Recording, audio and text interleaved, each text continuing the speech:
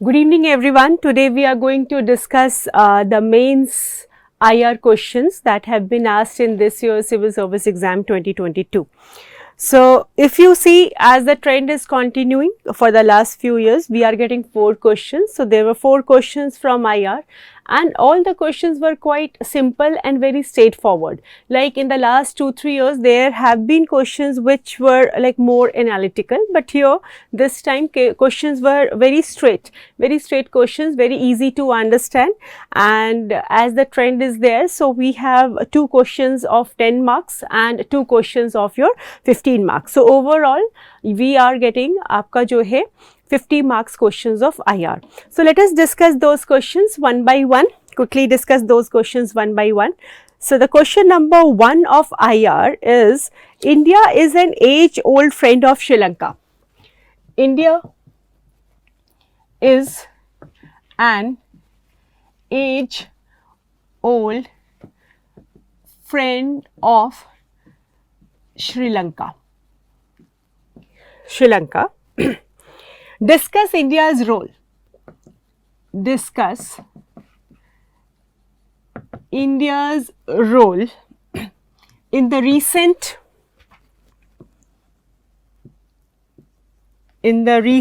crisis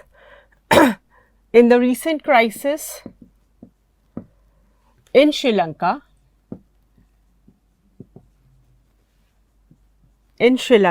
in the light of the preceding statement.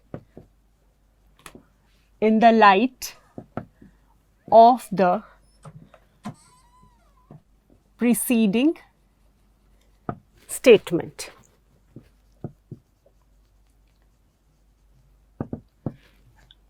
Very straightforward question, very simple question, highly expected question also, because Sri Lanka has been in the news, and in the last few months India has taken a lot of initiative in helping Sri Lanka to come out of this crisis. So, the question is, India is an age-old friend of Sri Lanka.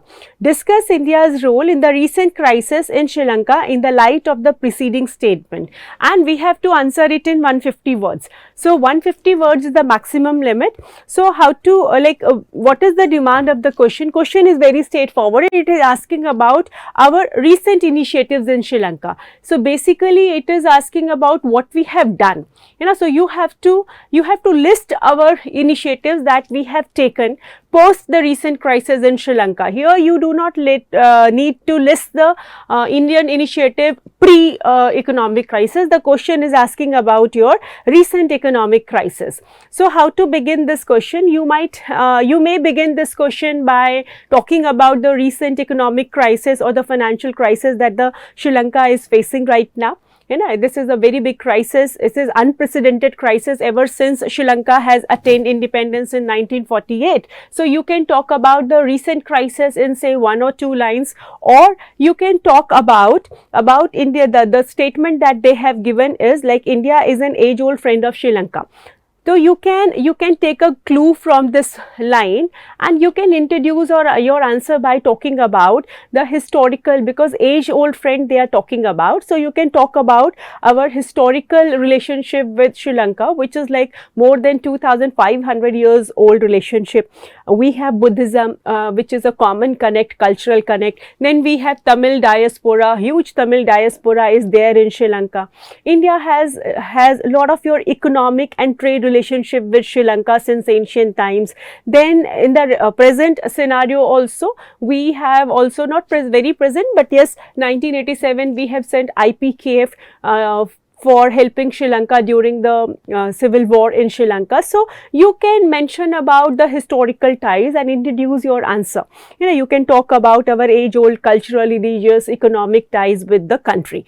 But the main focus should be on our recent initiatives. So, as far as our recent initiatives are concerned, India in the last few months, ever since Sri Lanka has gone into the crisis, we have provided them, or we have supported them with approximately $4 billion aid. So, that is a huge amount. What we have done is, like, under this we have dispatched several shipments of fuel, food because the country was suffering from food crisis. So we have dispatched shipments of food is there, fuel is there, fertilizer is there. Then we have even gone for debt waiver also to Sri Lanka. We have also gone for RBI has given currency swap arrangement to Sri Lanka.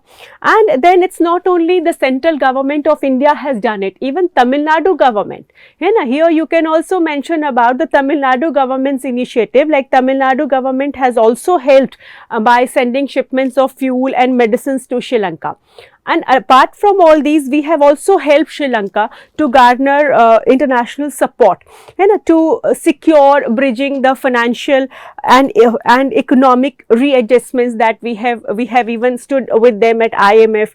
So India has provided a lot of support in the recent crisis, right from sending shipments of essential items, right from food, fertilizer to your medicines, and along with that we have also given them debt waivers. We have also stood along with them at IMF and have helped in garner international support. So India has been one of the first responders. India was the first responder in the recent crisis, and India's support has been widely acknowledged by Sri Lanka.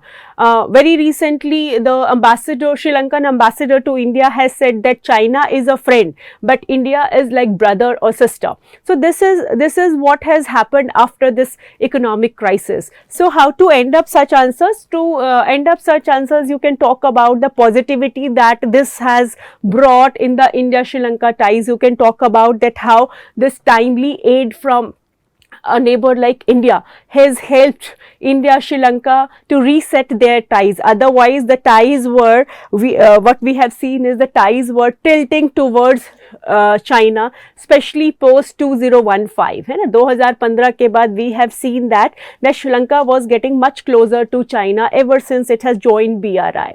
But this timely help, and which has been even acknowledged and appreciated by Sri Lanka, it has helped us to reset our ties. And moreover, this timely help has been a very strategic and geopolitical prudent action taken by India, because Sri Lanka is a very important neighbor to us. So this is a very simple question. Again, you can just a quick recap. We can begin the answer by talking about the recent economic crisis, or we can mention about our age-old ties that we share with this country, and then you have to list down the various initiatives. We can list down we have to list down the initiatives of the central government, as well as, if possible, we should have also mentioned about the initiative of our Tamil Nadu government also, and then how this has helped in bringing us much closer. So this way you can end up your answer. So very straightforward question, and it was highly expected also, because we have been doing a lot and Sri Lankan economic crisis has been in the news. So this was expected. Now another question in your IR. This is also a very interesting but a very lengthy question. Do you think that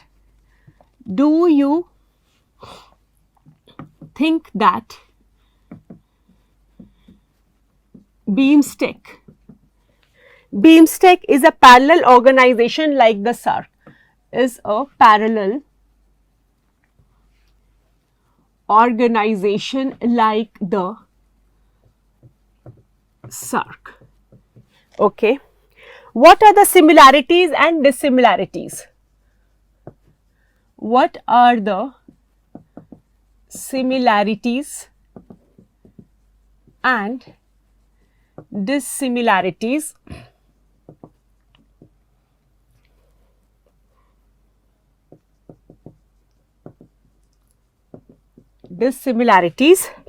between the two?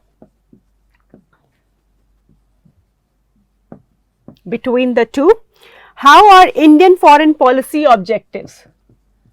How are Indian foreign policy objectives realized by forming this new organization? forming this new organization. This is again 150 words. Now, this is a question which was also expected. The question is, do you think that BIMSTEC is a parallel organization like the SAARC? What are the similarities and dissimilarities between the two? How are Indian foreign policy objectives realized by forming this new organization?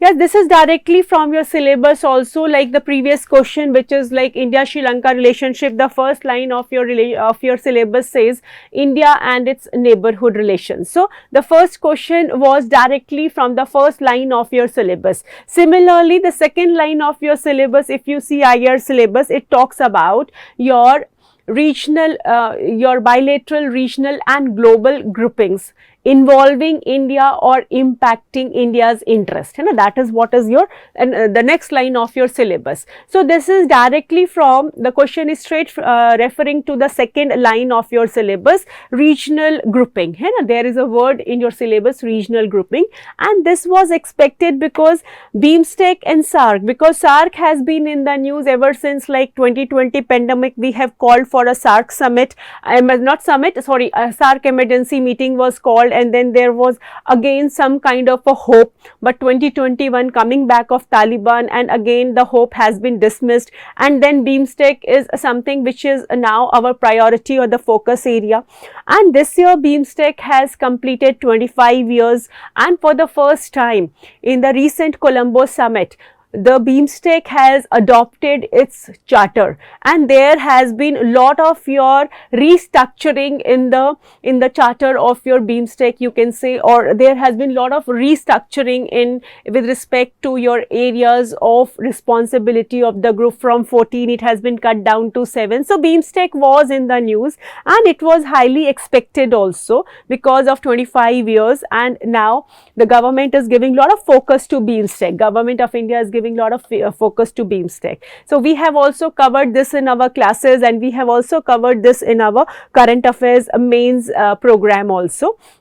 So, now let us see this question. This is a very simple question and a very straightforward question, but a lengthy question, and this is a 150 words question. 150 words are required to write in this, and this has 3 subparts. It is talking about it is talking about, do you think that BIMSTEC is a parallel organization like the SAARC? Second is, what are the similarities and dissimilarities between the two, and third is how it is helping or Indian foreign policy objectives, and how it is helping India to realize its foreign policy objectives.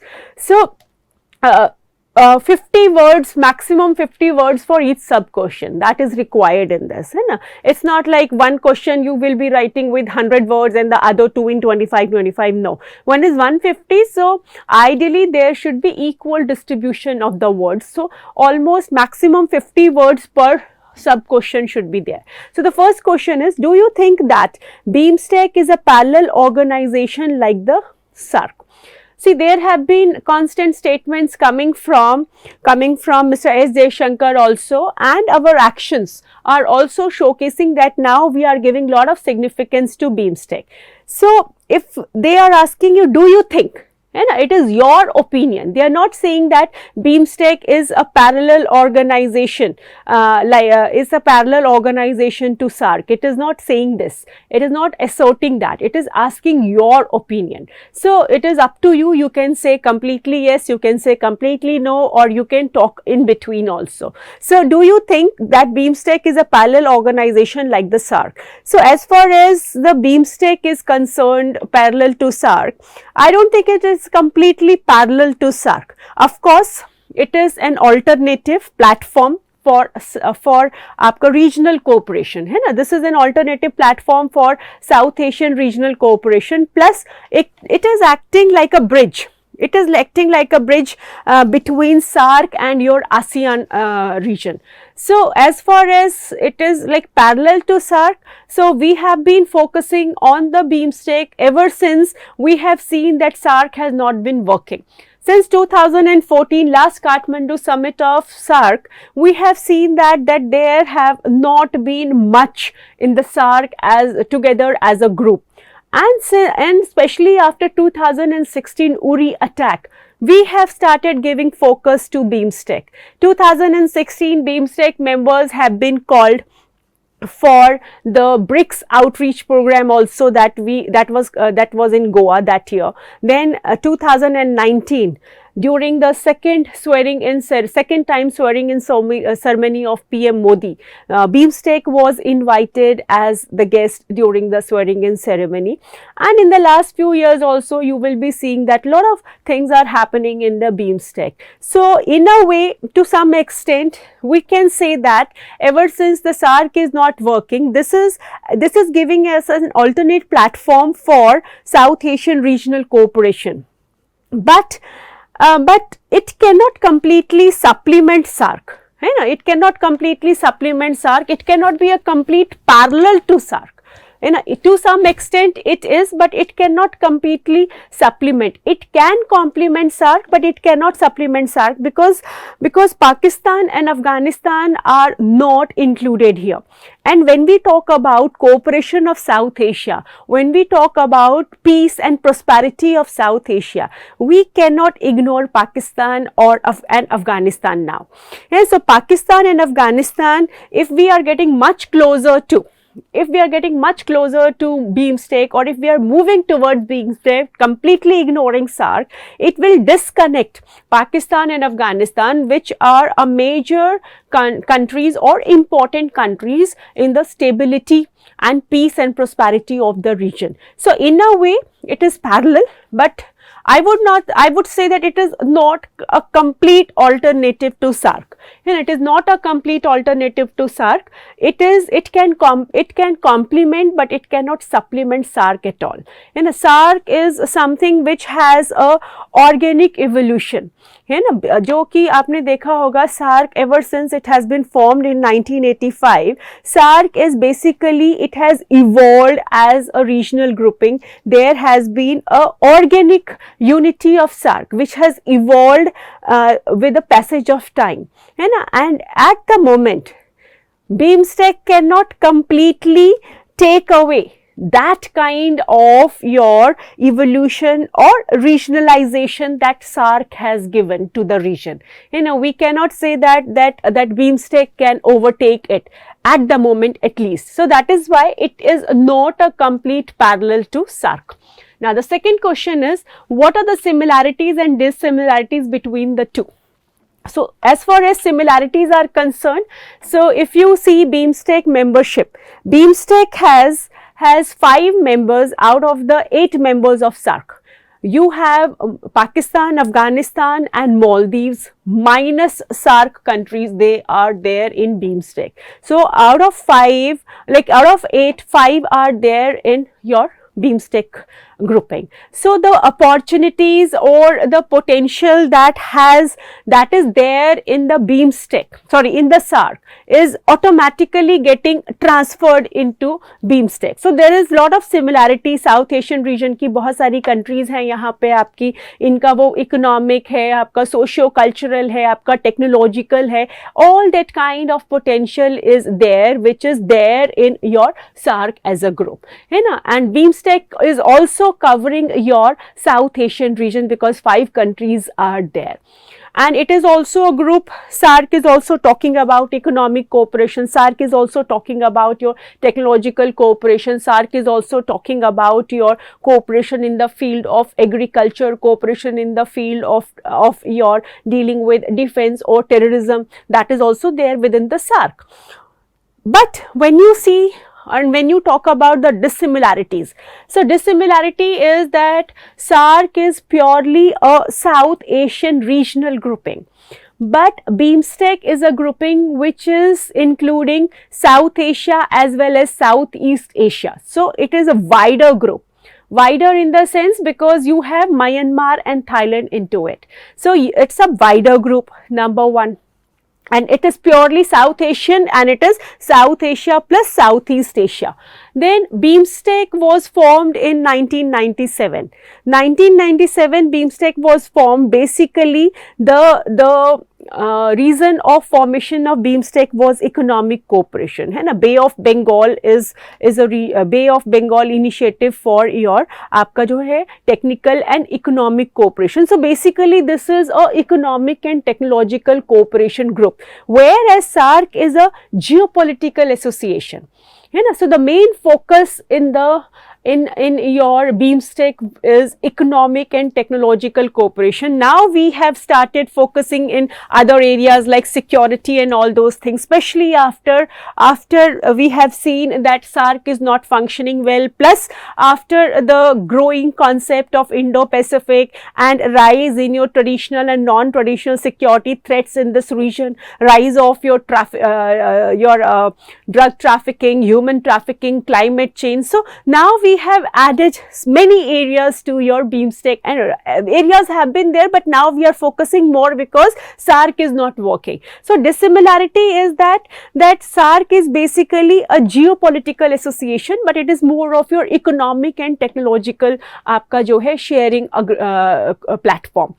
And जो SAARC है आपका, SAARC and BIMSTEC है ना, तो BIMSTEC is majorly focusing on your maritime aspect, है ना, because Bay of Bengal, है ना, it is talking about the countries, literal countries in the Bay of Bengal. Of course we have Nepal and Bhutan, who are not the literal countries in the strict sense, but they are using the Bay of Bengal waters for their trade and transport. So that is why like BIMSTEC is more of a maritime concept, whereas SAARC is having your major focus continental. Then you have maritime countries also, or littoral countries are also there. Sri Lanka is there, Bangladesh is there, but otherwise here in BIMSTEC we have more focus on the maritime aspect, and maritime is the main area here because Bay of Bengal. So these are your similarities and dissimilarities. How are India's foreign policy objectives realized by forming this new organization? Now, to answer this, we have to give the priority, because there are so many areas that could be written on this, but we have to limit our answers within 50 words. So the main areas, focus area, we should be able to highlight first. So what are the India's the question is saying what are the India's foreign policy objectives, and how they are going to be realized with BIMSTEC. So what is our foreign policy objective and this geographical grouping, Bay of Bengal? See, if you see our foreign policy objectives, how it is going to help us to realize our foreign policy objectives in the Bay of Bengal, we see that here one is your economic cooperation, है ना. So when you talk about SAARC, when you talk about BIMSTEC is a group which is talking about approximately, or it is a group which is having 22% of the global population, and it is talking about approximately 3.6 trillion of your global GDP per year. So this is a very big economic market, है ना. India wants to be a economic leader, है ना. We want to increase our economic cooperation in the region. So this is a huge market. Then you have the prospect of development of blue economy. That is what is there under our Sagar policy mission also, framework policy mission also. Then apart from that, what is our other initiatives? We are looking for increasing our connectivity in this region. You know, we have a Look East policy now. We have a now Look East policy has been transformed into Act East policy. So we have a Act East policy, and we are looking to get into Indo-Pacific region, and for that we need connectivity, and we are not a part of BRI. So this is giving us another area of cooperation to help us realize our objectives. Connectivity, like we have IMT corridor, India, Myanmar, Thailand, all are there in this group. Then we have Kaladan multimodal, or the Sitwe project that we call. So that is also involving your India and Myanmar. So it is giving us that kind of connectivity. And then this Bay of Bengal. Bay of Bengal is strategically located. And ever since you see that the concept of Indo-Pacific has gained importance, this Bay of Bengal has been strategically located at the confluence of Pacific and your Indian Oceans. And a lot of your important SLOCs, sea lane of communications, are passing through this region. And then आप देखोगे कि आज के time पे lot of your traditional and non-traditional security threats are rising in this region. So security is something which this group, if India plays a major role, and very fortunately India is going to be the leading security pillar of BIMSTEC. And India has been given the work of the leading security pillar of BIMSTEC. So this is really going to help India in enhancing the safety and security of the region. And the most important thing is that in the Indo-Pacific, generally India is seen as pro-US or anti-China, because we are in Quad, we are in IPEF and all. But this is a group. This is a group where we are in a way getting some kind of a individual identity, because we are neither seen as anti-China here, nor we are seen as pro-US here. So that is how we will be a major influencer.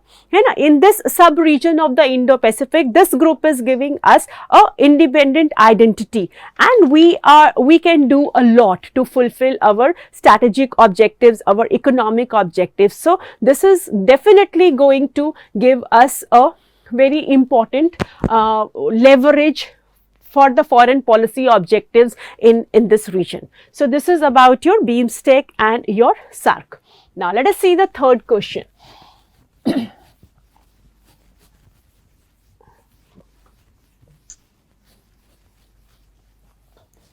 The third question is also very straightforward question, and it was also expected.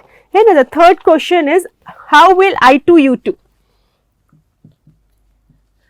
How will I2U2 grouping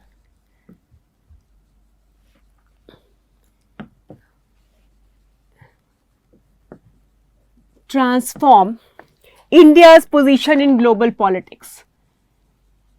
India's position in global politics.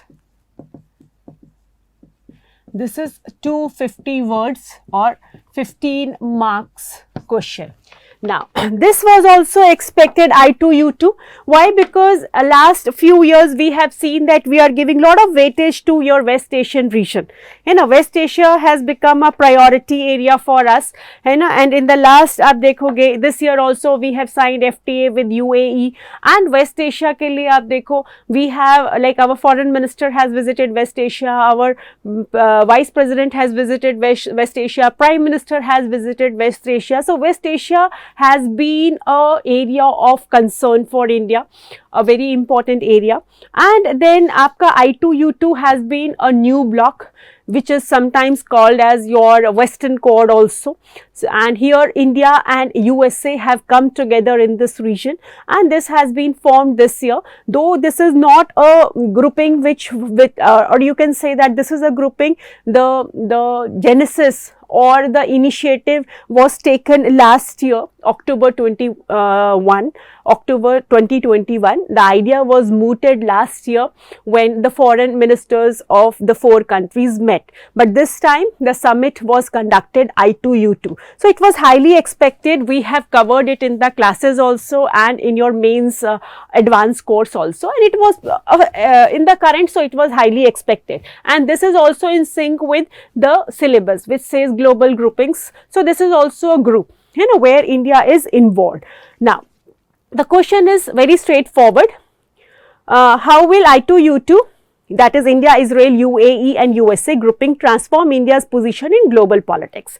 Okay, so now we have to talk about this group, and the main question is how it is going to help India's position in global politics. So how to begin this? We can begin this by talking about what this group is. And this is a group which is talking about cooperation in the areas of modernization of the infrastructure. This is a group which is talking about promoting low carbon development initiatives, objectives. Then it is also talking about promotion of your health, public health, development of green technologies. So we can talk about, we can mention what the group is and what the group talks about, what are the areas of or the priority areas of cooperation of the group. Now let us come to the main demand of the question, how it is going to enhance India's position. Now, what is India's, what is the dream of India, or what do we expect as a global position? So we expect economic rise, we expect our strategic concerns to be met, or we expect that we should play a strategic role, and we expect that we should play a leading role in some of the global concerns at the moment. Global concerns is like your hunger, poverty, food, and global concerns is like your renewable energy, pollution free the world, and all those things. So let us gauge how this group is going to help India from that perspective. So when you see economic, let us talk about economic perspective. So this group is definitely going to give a boost to our economic cooperation in the region. And if you see India has FTA with UAE, okay? Then UAE has FTA with Israel, UAE has FTA with आपका जो है UAE have FTA with Israel. Then similarly आपका जो है Israel also has FTA with US. So in a way, this is going to give a lot of encouragement to economic cooperation. And when you see the 4 partners of the group, India is providing market. India is a market. ठीक है, आपका Israel is getting technology, then US is bringing defense, and UAE is bringing investments. So if you see this is like India market है, manufacturing hub है. That is what we are now focusing on, manufacturing. So if you see, this has a huge potential to come together as a economic cooperation. So this group is really going to help realize India its economic dreams. So one is that. Second is like, if you talk about another main strategic concern of India is to counter China. So India is to counter China, and especially in your Indo-Pacific region. Indo-Pacific region is the area, and especially आपका Indian Ocean region, where we are seeing China is encircling India.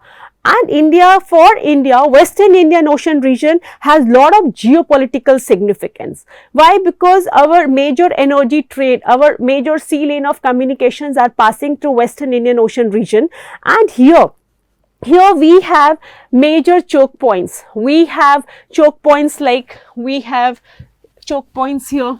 Bab el-Mandeb is there, Suez Canal is there, Strait of Hormuz is there. So we have all major choke points here. In this region, you will see that we have all major choke points. We have Bab el-Mandeb. Bab el-Mandeb is there. Then we have Hormuz Strait here, then we have Suez Canal here. So out of your major 8 choke points in the global trade, 3 are located here. 3 choke points are located here. So this is, it is going to give India a strategic advantage, because otherwise we see that China has already put a lot of your influence in this region. Already here at Djibouti, it has its first offshore military base here. So this is going to give us a strategic weightage in especially आपका Western Indian Ocean region. And as far as your BRI is concerned, to counter BRI, here in this region, India is also planning connectivity. India is also trying to develop Indo-Arab Mediterranean corridor. That is what we are trying to develop, Indo-Arab Mediterranean corridor, with the help of आपका Arab countries and Greece. So that this is going to give boost to that angle also. Then India can play a major role in bringing peace into the region. How? Because India has friendly relationship with all the main pillars of West Asia. We have good relationship with Iran, we have relationship with Israel, we have relationship with Saudi Arabia and UAE. So India can play a role in bringing peace in this region. And then India can also help in Israel's integration into the region, because we have friendly cultural old relationship in the region. So India can help Israel reintegrate into this region. Plus now we are seeing that UAE is trying to improve its bilateral ties with Iran. So India has good relationship with UAE, India has good relationship with Iran. So India can play a very positive role in bringing them together, which will bring overall peace in the region. So India can play, or India can help in bringing peace into the region. So that will also give India a more higher stature in the global politics. And apart from that, what we can see is that more focus here in this grouping, one of the main objectives of the grouping is to give focus on your clean energy and food security. So under this clean energy and food security, what we have seen that recently the group has agreed to invest for 300 megawatt hybrid renewable energy generation project in Gujarat. And so that is going to give India an opportunity for cooperation in public private partnership, and it has a potential to make India, it has a potential to make India a global hub for alternative supply chains in the renewable energy. So that is something is good for India. And apart from that, similarly, what we have seen is there has been an investment of 2 billion from UAE in development of your integrated food parks. So in India, so integrated food parks in India, and that too, this will be the state of the art kind of technology will be used in these integrated food parks. So technology like the technology to reduce आपका food wastage, technology for against spoilage, technology for conservation of fresh water and all. So in this way India can play a major role to tackle food insecurity, and we will be enhancing our capabilities in this area also. So in this way it is going to help India to realize, or the question is saying global politics, so it is going to enhance India's position in the global politics. And moreover, we also have a look west policy since 2005. So this initiative I2U2, I2U2 initiative is going to give us a very positive foothold in West Asia, plus it is going to give boost to our look west policy also. So this way we can tackle this question. Now let's see the last question. The last question is also very straightforward, and here you need to have some brief idea about how has been our commitments for a cause called climate diplomacy. Last question. It is talking about clean energy. Clean energy is the order of the day. Is the order of the day. Describe briefly.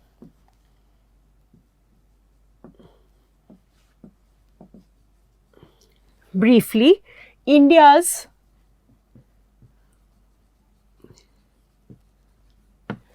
changing policy towards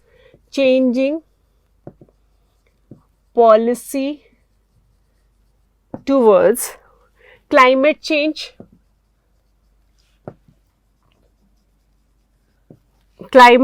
in various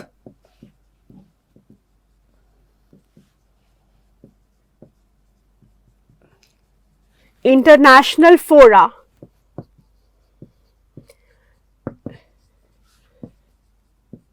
in the context of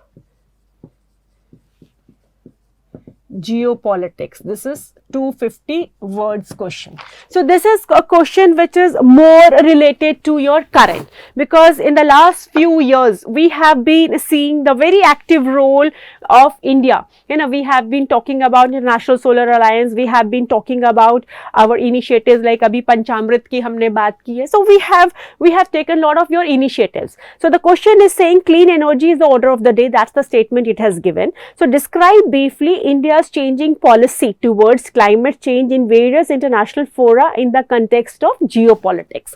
See, this question is not only talking about the recent initiatives. It is asking you to frame your answer where you are talking about India's changing policy towards climate change. So, how has been our policy in the past and how it has evolved or changed over the period of time. So, it is talking about, or the answer is demanding some kind of a chronology of India's environmental concerns in the foreign policy. So let us discuss this question, how to write this question. So clean energy is the order of the day. So you can talk about that, why there is a focus on the clean energy in 1 or 2 lines. You can talk about like how extreme weather conditions or climate change is impacting the world, and how climate change has become one of the major non-traditional security threats. And India is a country which has shown concerns for climate since the very beginning. We have these values, we have also these values enshrined in our constitution. So India is a country which always talk about coexistence with the nature. Then straightforward come to the question, it is talking about our policy initiatives, how it has changed over the period of time. So we can mention about 1972 Stockholm Convention, where India has talked about that poverty is the biggest polluter. So that is what our first major, you can say, our structural approach in diplomatic initiatives for climate can be majorly started, or it can be started with 1972 Stockholm thing, that poverty is the biggest polluter. Iske baad jo hai major that we have done, and if you see initially our concerns were not very much on the climate change. Rather, you can say, as a developing country, our main concerns or our main focus or our main diplomatic initiatives or actions were involved in a way of averting the stringent mitigation commitments, and stringent mitigation commitments, because that might have affected our developmental prospects, because we were growing and we were not very much focusing about climate change, because हमें ये डर था कि हमारा जो है main diplomacy में क्या इनिशिएटिव था कि we were talking about avoiding और warding off the stringent mitigation commitments, because अगर हम कमिटमेंट्स कर देते तो वो हमारे डेवलपमेंटल प्रोस्पेक्ट को शायद हैम्पर करता. So the example is like if you see UNFCCC 1992, India had been successful. India had been successful in formulating the global South position. We have been successful in formulating the voice of the developing countries that we called as global South. And we have helped in the formulation of position of your global South. And we have been successful in changing the stance from common responsibilities to common but differentiated responsibilities. So that was a very major achievement through our foreign policy. We have been able to change the stance from common responsibilities to common but differentiated responsibilities. And then we have also been able to ensure, along with other developing countries, that the negotiation process, a climate negotiation process, should be held under the aegis or under the authority of United Nations General Assembly. So that has also been a very important, you can say, victory of India. Plus, we have also talked about climate funding institutional mechanisms. This is a very major achievement that time in our foreign diplomatic policy for environment.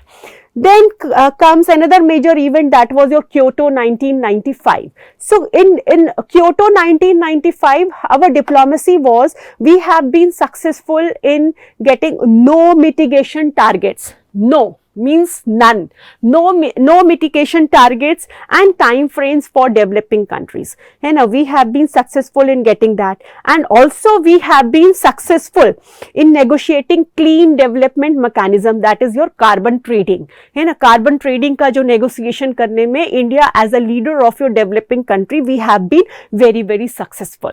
So if you see, earlier our position was more of the voice of the global south, and of course today also on the climate platforms we are more the voice of the global south. But now our position is enhancing in the global forums. Our position is enhancing on the global geopolitics or political scenarios. So we are now, our stature is increasing. So now there has been a shift in our diplomacy for climate. And now what we have seen is like 2015 हमारा जो COP हुआ था आपका Paris में. So India has accepted 1.5 degree centigrade as target limit for the increase in the global average temperature.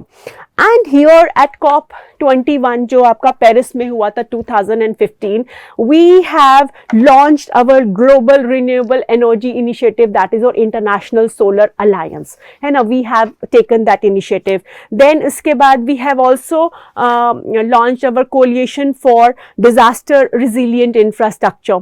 Then 2016, if you see, we have done India European Union partnership or on clean energy. Similarly, last year we have done a similar kind of agreement with US also, which is India US Clean Energy Agenda 2030 partnership. Then you see that even India is coming itself through its diplomatic actions. We are coming as a very responsible player in the Indo-Pacific.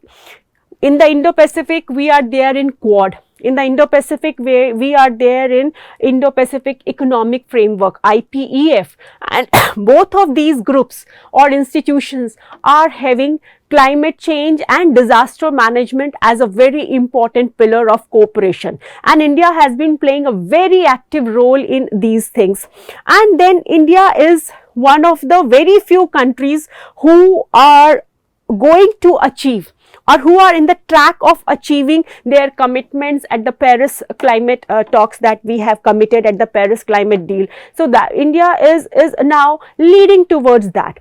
And then in the very recent last year at the Glasgow COP26, India has offered the Panchamrit formula or the Panchamrit mantra to the world, how to deal with climate change. And we have also promised that we will be achieving net zero by 2070.